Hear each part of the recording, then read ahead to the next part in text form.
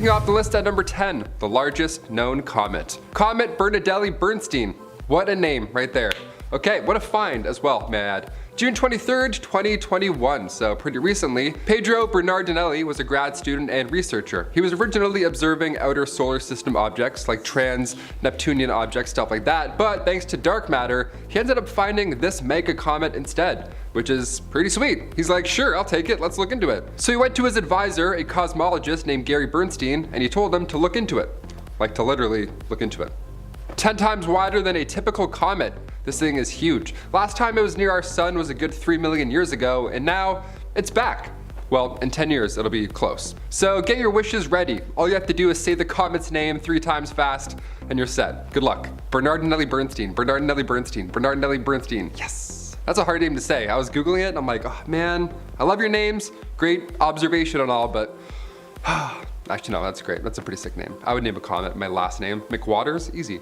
Coming in at number 9, we have telescope ghouls. Whoa, whoa, whoa, look up at the top of the James Webb Space Telescope. Do you see what I see? Are these the ghosts of dead astronauts or technicians? Or maybe they're alien apparitions? This photo by NASA's Chris Gunn is incredible, and he has aptly titled it Ghosts and Mirrors for obvious reasons. So it turns out that the picture taken in the Goddard Space Flight Center's Spacecraft System Development and Integration Facility clean room is taken with a super long exposure. All the while, ultraviolet lights were being shone over the telescope to look for contamination. Now the result is this spooky picture. Sounds like a reasonable explanation, right? Some may say too reasonable. Joking, but this telescope may well capture some spooky images of its very own in the future. It's the successor to Hubble, and it's off to explore the universe in March 2021. Any Lord of the Rings fans out there, stand up. How much does this exosolar planet look like the Eye of Sauron at number 8? Like, creepily so. Did J.R.R. Tolkien know about the formal hut when he wrote The Lord of the Rings in 1937? If he didn't, perhaps he foreshadowed it. Get a load of this picture. This is Fomalhaut b in orbit around Fomalhaut. The exoplanet is also known as Dagon. It's an extrasolar object and it orbits a star that gives it its name. How far away is this terrifying eye formation? Only 25 light years. The 2012 images from the Hubble Space Telescope are terrifying. The name Dagon in mythology is a Jewish deity that represents a half man, half fish. Just a side note there for you. Coming in at number 7, did NASA capture an alien moon base? And also, did they accidentally release pictures of it? According to some conspiracists, then yeah, they did. Have a look at these and tell me what you think. Is this alien evidence? Conspiracist YouTube channel Secure Team 10 claimed that these images were proof of an alien base on the moon. The YouTube channel has 1.7 million subscribers, so a lot of people are watching their content. Their channel is filled with moon conspiracies, and they think that these images are a smoking gun for NASA. UFologist and hoax buster Scott Brando said that the images used by Secure Team 10 were low quality and low resolution. He seemed to think that the images are just an optical illusion. Who knows though? Another classic from the Daily Express, we have alien astronauts caught on camera at number 6. Some think that Mars rover Curiosity captured aliens, others think that it's a widespread conspiracy that humans are already on Mars. The first manned Mars mission is set to begin within the next 10 years, but some are saying that the photos taken by Curiosity and published by NASA already show that there are humans on the red planet. Some people think that these shadow images show astronauts working on the rover to repair it. Others say that the droids show humanoid looking aliens. Now the conspiracists say that NASA didn't realize how much they were showing when the images were released into the public domain. So is it aliens or are humans already up on Mars? If so, why would that be hidden from us? Or do these pictures have a more logical explanation? UFO conspiracist good old Scott C. Waring said that this just goes to show the public that the rover is being maintained by humans on Mars and that there are other spacecraft kept secret from the public that can carry peers to Mars in just a few minutes. You know what, Scott? I don't know about that one. Okay, these Death Eaters living out there in space terrify me at number 5. The Harry Potter fans in this video will probably be just as freaked out by this as I am. I don't like them. Get a load of what is lurking in the mist of the Carina Nebula. To me, these are straight up Death Eaters waiting to suck out my soul, but actually, they're supposed to be knots of dark molecular gas. lots of dark molecular gas waiting to suck up my soul, right? These clouds of gas surround the Great Nebula in Carina, which used to be one of the brightest stars in the sky in the 1800s, but now it's significantly faded. This maybe lends credence to my whole sucking theory, right? Okay, fine, they probably aren't Death Eaters, but still, they're spooky. This picture freaks me out. Coming into number 4, we have the Hand of God. NASA released this X-ray image of light detected by NASA's Chandra X-ray Observatory in 2014. Can you see why they called it the Hand of God? Because it kind of looks like, you know.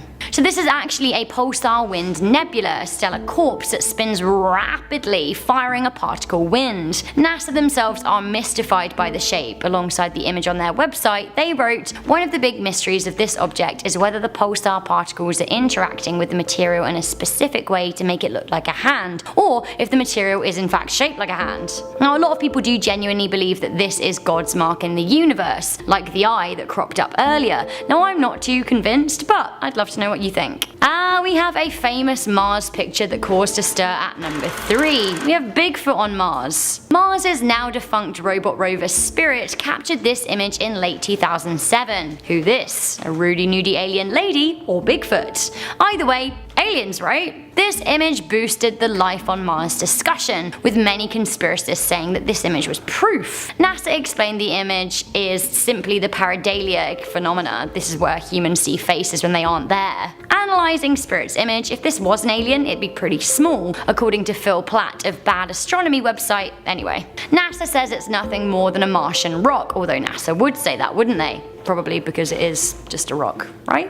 Coming into number 2, we have this screaming skull. It's pretty terrifying. This screaming skull was another of NASA's Halloween releases, this time from the year 2000. The haunting image was taken from the orbiting Chandra Observatory and is one of a cluster of galaxies known as Perseus. You can see Perseus right here in X-ray vision. The Perseus cluster contains thousands upon thousands of galaxies, so we can't really truly comprehend this picture. It's just much more than a spooky picture than what looks like a skull. It's a lot going on there. While the image is already pretty spooky, it gets scarier when you realize that the bright spot in the X-ray is a black hole. Not to worry though, this scary skull cluster is 320 million light years away. Finally, at number 1, we have a truly iconic and somewhat infamous picture, the Viking 1 faces on Mars. This is one of the most famous NASA images out there and has been used as absolute fuel to conspiracy theorists' fire over the past 40 years. That was since the picture was taken in July 1976. The snap was taken by NASA's Viking 1 spacecraft and seemed to show the shadowy likeness of a human face, only this face is 2 miles long. Taken in the Cydonia region of Mars, the image was sent back to mission controllers at the Jet Propulsion Lab. At the time, theorists went wild, saying that it was evidence of an ancient civilization on Mars. Now, the image did quite look like an Egyptian pharaoh after all. NASA explained that the image was just a Martian messer with the sunlight playing tricks. NASA later went back with the Mars orbiter camera, but people simply explained the lack of face that time by saying that it was a cloudy day and the alien detail couldn't be seen. I don't know, I'm thinking it probably was just a trick of the light. Starting off this list, in our number 10 spot we have the after photo. Many of us have seen the portrait of Edwin Buzz Aldrin on the moon. It's an iconic image and has gone on to become one of the most inspiring images of all time, but what we don't see is the one that came immediately after. Maybe it's an arm, maybe it's a chest or a belly, either way it belongs to the taker of the photo, Neil Armstrong. Even the first people on the moon take accidental photos. I mean, it can't be easy in all of that gear. I can't even make a phone call with gloves on. I can't even imagine being in space trying to snap a selfie while making history. It's nice to see the clean, polished, inspiring part of history, but it's also nice to sometimes remind ourselves that we are all just humans, and humans are silly. Number 9, the unicorn. Not to be confused with Unicron, although both are equally scary, I'd say. The unicorn is the closest black hole to Earth. But don't panic, it's not gonna, turn us into spaghetti anytime soon, so we're good. The unicorn gallops 1,500 light years away from Earth. It's far away, and it's also pretty small. It's a tiny black hole, so it's extremely hard to find. That's why telescopes like James Webb will come in handy, so we can identify more of these little guys. Researchers were able to find the unicorn because a near star, a red giant for that matter, had its light shifting towards something. It's always special when you see sunlight just doing this, just melting towards something. You're like, okay, let's take a look. So they named it the unicorn because it's also tucked away in the unicorn constellation, Monoceros. The fact that it's rare also inspired the name, so yeah, it's a win-win. They're like, unicorn? Wait, can we do this? This is perfect.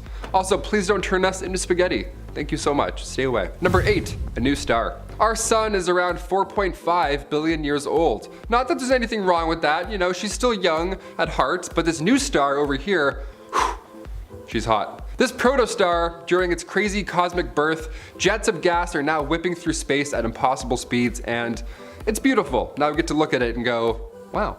Thumbs up. When this material collides with the matter of the still forming star, what's created is called a Herbig-Barrow object. Hubble captured it and it is glorious. We're gonna get even more beautiful shots once James Webb warms up later on this year. So this is really, you know, it's kind of like nothing. Just wait. Number 7, the Veil Nebula. While most subjects on this list are far away from us, the Veil Nebula you can see with a common pair of binoculars on clear conditions. Today we're going with NASA's Hubble telescope view. They got a pretty good look at this gas giant. What you see here is 5 different layers of ionized gases. This cloud is floating around 2,100 light years away. In order to get a photo of the entire nebula, it would be, well, near impossible. See, the Veil Nebula spans 130 light years wide, which is around 100 times larger than our own solar system. So yeah, binoculars ought to do it. You'll see it somewhere. It's pretty big. Number 6, total eclipse. This total eclipse was not of the heart, but it did occur back in December 2021. Not long ago at all. If you didn't see a total eclipse a few months ago, don't worry, we all missed out. I mean, unless you live in Antarctica, we all missed out on this one. This was hard to catch. For a halfway point, I figured I'd throw in a relatable, nice, yet still haunting feature. This Deep Space Climate Observatory satellite snapped a pic, and honestly, it looks like the poster of Independence Day. This is real and very scary. This massive shadow of the moon just slowly moving across the land, like the Goosebumps intro. God, it's haunting to look at. Dark spot on the move, like something out of Star Wars almost. The next total eclipse will occur April 8th, 2024. This time it'll be in Canada, US, and Mexico. All those places will go dark, so get your flashlights ready. I'm already nervous. Number 5, M64. M64, aka the Evil Eye Galaxy, aka the Sleeping Beauty Galaxy, which is a lot nicer. I think we should call it that from now on, definitely. This one might be the coolest space photos of all time. This looks like an artist made it with CGI. I feel like this is concept art from Interstellar. Oh my gosh. What makes the M64 Galaxy so impressive to look at and worthy enough to throw on this terrifying list is the way that it moves. Ooh, the way it moves is just so... Gas on the inner galaxy rotates in one direction, and the outer layer spins the, well, you guessed it, opposite way. This is odd behavior for a galaxy. Scientists theorize that the Evil Eye Galaxy, Sleeping Beauty Galaxy, is the result of 2 galaxies crashing into one another. The fascinating thing really is we're looking at something 17 million light years away. So this image of the Evil Eye Galaxy, Sleeping Beauty, is actually from a long time ago, most likely. Mind-bending, right? Space is pretty mind-bending. Also terrifying. That's why the James Webb is such a big deal. We're gonna see very far into our past, theoretically. No one really knows what's gonna happen. He's just gonna look and, oh, dinosaurs.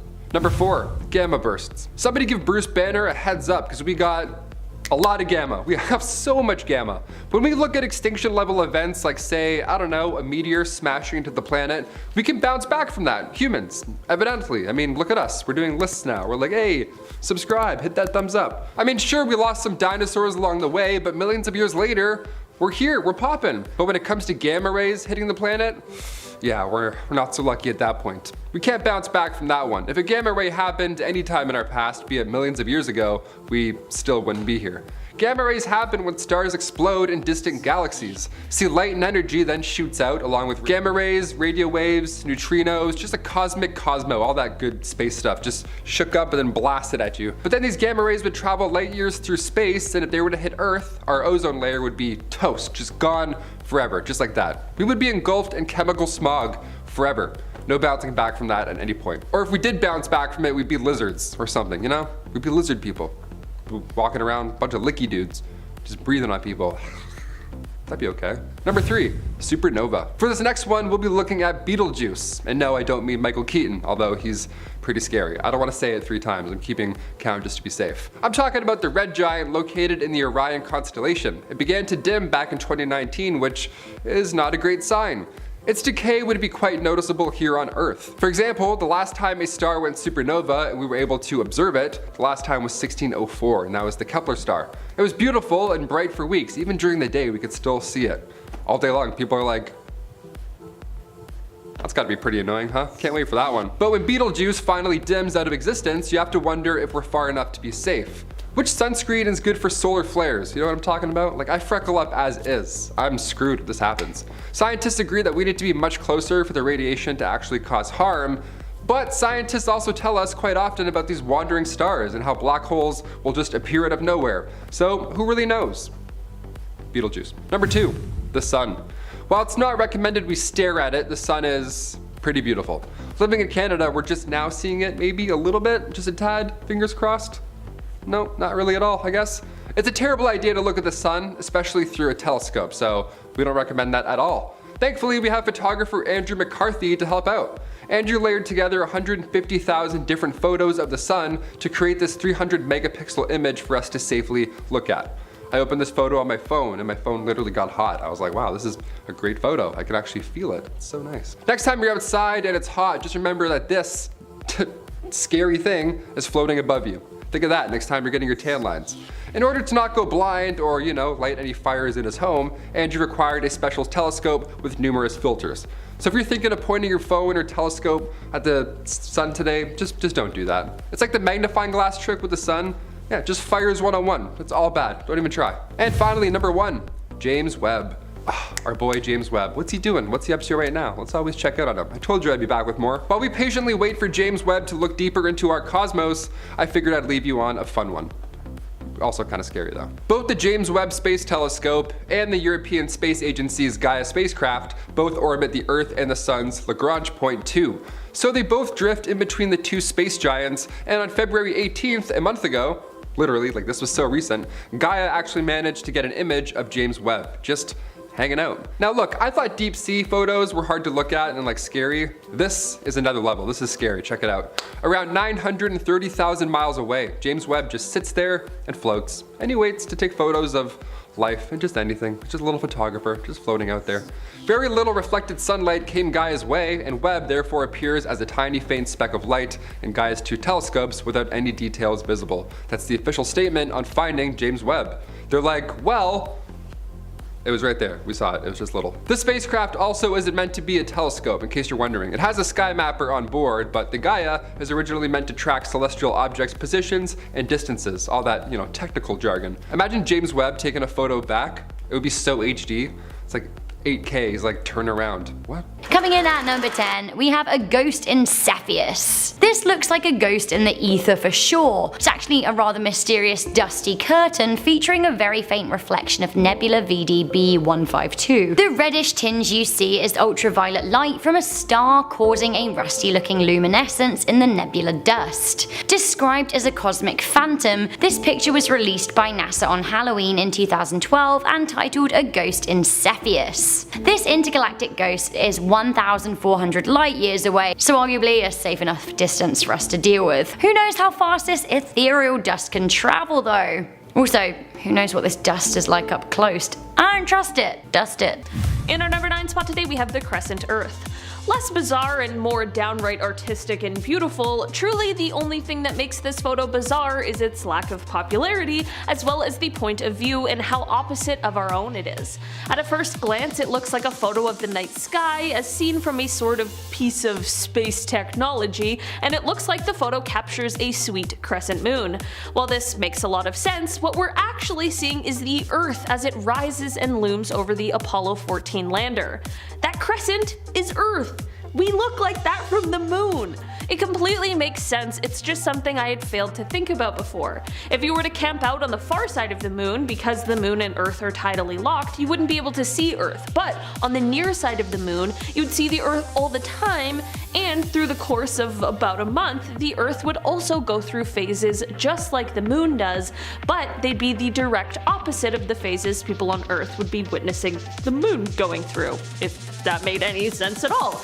I can't believe I had never seen this photo before because it truly is stunning. In our number 8 spot today we have the moon. This image shows a series of 3 photographs that are just a few of the hundreds taken by the Apollo astronauts. While there are many interesting photos that were taken by those on the Apollo missions, the vast majority of them are just of the moon as seen from their window.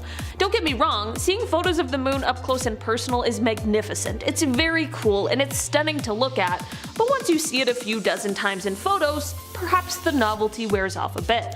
Of course, the same can't be said for seeing it actually in real life out of the window next to you though. Until travel to the moon becomes a regular old everyday thing like it's a commute to work, that novelty won't ever wear off, as evidenced by the extremely extensive catalog of close-up moon photos taken by the crew.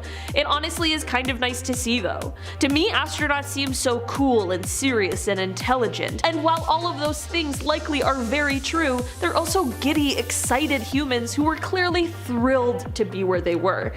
It's just humanizing, that's all I'm saying.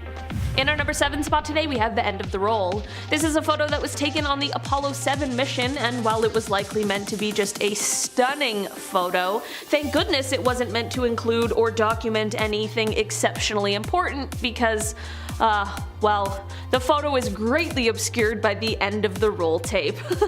This photo is hilarious. It appears to be of Earth, and it looks like the photo would show this beautiful white swirl spanning across the blue planet, a beautiful piece of photography, if it weren't for the rectangle taking up a third of the image, right smack dab in the middle. These people are astronauts, not photographers, and despite that, they managed to take some exceptional photos while on their missions, so I think it's fair to cut them some slack for this one. It's not like their thumb was in the way or something like that. In our number 6 spot today we have the selfie. The word selfie hasn't been around for that long, but people have been taking them for years. With adjustable views and forward-facing cameras, it's definitely gotten a lot easier, but that didn't stop Apollo 17's Ron Evans from having his hand at them, while of course in space. This photo shows about half of Ron, although it's tough to tell with him decked out in his spacesuit. Apparently he snapped this photo while he was retrieving exposed film from outside of the spacecraft. I think that means he was in the midst of a spacewalk when he snapped this selfie. That is perhaps the most badass selfie of all time. On the way back to Earth near the end of the mission, Evans did a 1 hour and 6 minute long spacewalk, so it's entirely possible that this is exactly where this photo is from. I mean, that would explain the absolute nothingness that can be seen behind him. In our number 5 spot today we have number 2. When we hear about space missions, we often hear of the grueling work and preparations, or perhaps the science and mathematics that went into the planning, or maybe we're just there for the cool photos and interesting discoveries. But whatever it is, we normally don't hear about, either from reports or the astronaut themselves, is how on Earth they managed to use the facilities while flying through space and living in zero gravity. Well, thanks to Apollo 17, some of the mysteries surrounding it were unveiled, although this photo didn't exactly go viral. The final, for now, mission to the moon had those on board snapping shots of the plastic bags that were filled with their space pee.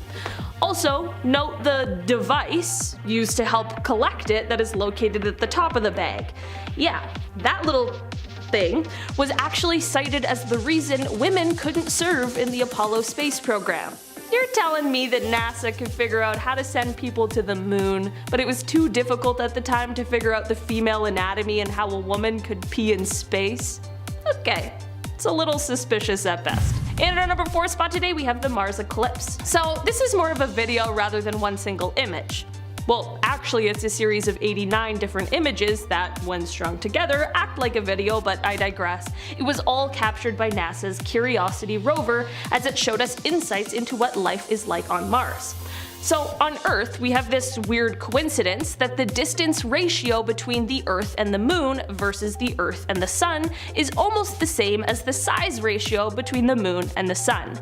This is why, when the Moon passes in front of the Sun for a total eclipse, it covers it completely. On other planets, namely Mars, that's not what happens. When one of the moons of Mars passes in front of the Sun, it's much smaller and it appears like this. Curiosity was able to observe a ton of these instances, which are called transits, from two moons, Phobos and Deimos. It's just really strange to see how things that the average person wouldn't have necessarily thought about are so completely different on other planets. Of course it makes sense and it's perfectly logical, it's just strange to see it right in front of your eyes and really take a second to think about it. In our number 3 spot today we have the Ceres. This is a series of photographs that were taken on the Apollo 17 mission. The first in the series is another photo that has gone down in history as one of the most iconic. A photo of our beautiful planet as seen from space. I mean, come on, how stunning! We are so lucky to have this as our home. The next photo followed up the last iconic one, and while still interesting, it definitely leaves a little something to be desired. It's a simple photo of a floating engine stage. Still cool, just not as cool as the Earth one. The next photo, however, is when things go a little awry. It appears as though the next photo is someone's failed attempt at photographing the sun. It's so funny. It's just white. No one can see a thing. It's exactly what anyone would do, and I love it. The final photo in the series has whoever took the photos returning back to snap some shots of Earth. I guess they likely didn't realize that the one they already had was better than anyone could have imagined. In our number 2 spot today we have Mimas. This is a photo that my brain can't even begin to comprehend as real. It's a photo of one of Saturn's moons called Mimas. This moon just so happens to have a 130-kilometer wide crater on it that is called Herschel. This is cool and interesting and makes this moon look absolutely fascinating, but this photo caught by the Cassini spacecraft in 2005 really brings it to a whole new level. As the sun lit up the Herschel crater, the spacecraft caught this image where we can actually see the rings of Saturn in the background. Firstly, Saturn has at least 83 moons, so snapping such a gorgeous picture of one isolated one probably isn't the easiest thing in the world, especially for a spacecraft. Secondly, some of the moons are huge. Like, the biggest of them all, Titan, is bigger than the planet Mercury. It's less massive, and I know Mercury isn't a huge planet, but still, that's pretty huge for a moon, but I guess that isn't surprising considering the size of Saturn. The rings of Saturn are mostly comprised of ice particles with smaller amounts of rocky debris and dust, and it's exceptionally interesting to see how they look even when you're up close. This photo probably isn't that bizarre, but it certainly is spectacular. And yes, you're not alone if you're sitting there thinking that this moon looks a heck of a lot like a Death Star. In our number 1 spot today we have Alone. No, this isn't a photo from space thriller Gravity, which stars Sandra Bullock and George Clooney, but if you haven't seen it, it's a great movie and I would highly recommend it. Not necessarily the most scientifically accurate movie, but definitely anxiety-inducing. Anyway, back to the photo. This is actually a photo of NASA astronaut Bruce McCandless in 1984. I have no idea how I hadn't seen this photo ever before, as it clearly shows Bruce just roaming free from the Space Shuttle Challenger. No, obviously it wasn't the one that exploded. I had the same thought. They're different. I looked it up. He was able to do this thanks to a nitrogen-powered jetpack, which was called the Manned Maneuvering Unit, and it actually led to him being the first person to ever do a spacewalk untethered. Quite possibly the coolest and one of the most brave things ever. Like, I'd want to do it so bad, but would I risk the possibility of endlessly floating till I met a horrific death once my supplies ran out? Probably not. Bruce had some interesting things to say about the experience, however, saying, quote, "I was grossly overtrained. I was just anxious to get out there and fly. I felt very comfortable. It got so cold my teeth were chattering and I was shivering, but that was a very minor thing. I'd been told of the quiet vacuum you experience in space, but with 3 radio links saying, 'How's your oxygen holding out? Stay away from the engines,' and 'When's my turn?' It wasn't that peaceful. It was a wonderful feeling, a mix of personal elation and professional pride. It had taken many years to get to that point."